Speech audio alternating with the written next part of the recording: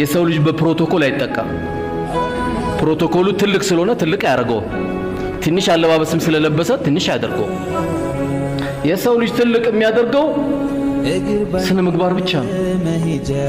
ስነ ምግባር ብቻ የፈለገ ካፒታል ያምጣ ለዓለም ህዝቦች ሁሉ ገንዘብ ቢሰጥ የሰው ልጅ ቀልቡስ መግባት አይችልም ሰጥቶ ሞተ ይላል አይደል እንዴ ተቀበሎም እኮ ይላል